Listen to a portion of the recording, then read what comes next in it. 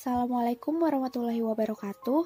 Saya Olivia Natasha ingin menjelaskan tentang proposal bisnis yang akan saya lakukan. Poin yang akan saya jelaskan, yang pertama ada pendahuluan atau latar belakang usaha, kedua ada jenis usaha, meliputi nama usaha, produk yang dihasilkan, dan gambaran usaha. Yang ketiga ada pemasaran, meliputi target pasar, strategi pemasaran, dan strategi promosi. Yang keempat ada keuangan, yaitu cash flow dan permodalan. Yang kelima ada rencana pendapatan modal, keenam ada planning keuntungan, yang ketujuh ada sistem bagi hasil, dan yang terakhir ada kesimpulan. Poin yang pertama ada pendahuluan atau latar belakang usaha. Latar belakang saya mendirikan bisnis kafe ialah karena itu adalah impian saya dari kecil. Dan kafe tersebut sengaja saya buat agar dikelola oleh ibu saya di masa tuanya. Selain itu, dengan membuka kafe, artinya akan membuka lapangan pekerjaan baru dan ikut berkontribusi dalam mengurangi jumlah pengangguran di Indonesia. Untuk bidangnya sendiri, mengapa saya memilih bidang makanan? Karena bidang makanan merupakan salah satu bidang yang banyak diminati oleh masyarakat. Yang kedua ada jenis usaha, meliputi nama usaha, produk yang dihasilkan, dan gambaran usaha. Nama kafe yang saya dirikan adalah Dreamshine, yang merupakan representatif dari mimpi atau impian saya untuk membuka kafe. Produk yang dihasilkan berbagai macam, dari mulai makanan ringan sampai makanan berat dan juga minumannya. Lalu terdapat fasilitas free wifi dan juga live music. Harga setiap menu pun cukup terjangkau.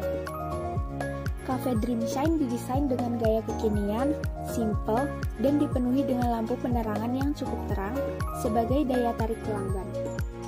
Yang ketiga ada pemasaran, meliputi target pasar, strategi pemasaran, dan strategi promosi.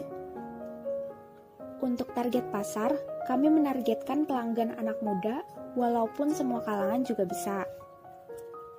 Strategi pemasarannya itu dengan membuat pamflet, banner, dan brosur, membuat akun media sosial Dreamshine dan mengiklankan di sana, membuat situs atau web cafe sendiri, dan mendaftarkan situs tersebut ke situs pencarian restoran seperti zomato.com dan lain-lain. Kemudian, strategi promosi kami yaitu mengadakan diskon pada hari tertentu, membuat kartu pelanggan yang akan terisi poin jika melakukan transaksi menggunakan kartu tersebut. Poinnya itu dapat digunakan untuk mendapat potongan harga pada menu tertentu. Kemudian mengadakan acara tertentu seperti lomba makan yang hadiahnya voucher makan gratis dan lain-lain. Yang keempat ada cash flow dan permodalan. Modal awal didapat dari tabungan saya sendiri dan investor. Tabungan saya sebesar 300 juta dan investor sebesar 200 juta. Total modal 500 juta.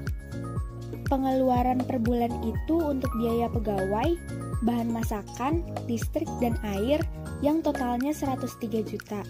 Lalu pengeluaran per tahunnya itu ada untuk biaya peralatan masak, dekorasi, sewa tempat, dan promosi. Totalnya 355.500.000. Jika di total, modal awal dikurangi semua pengeluaran akan sisa 41.500.000. Yang kelima ada rencana pendapatan modal.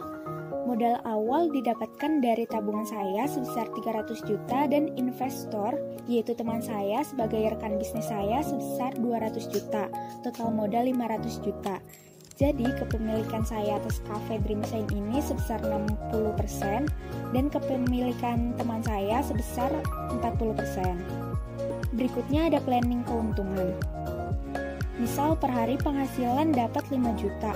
5 juta tersebut dikali 30 hari dapat 150 juta per bulan.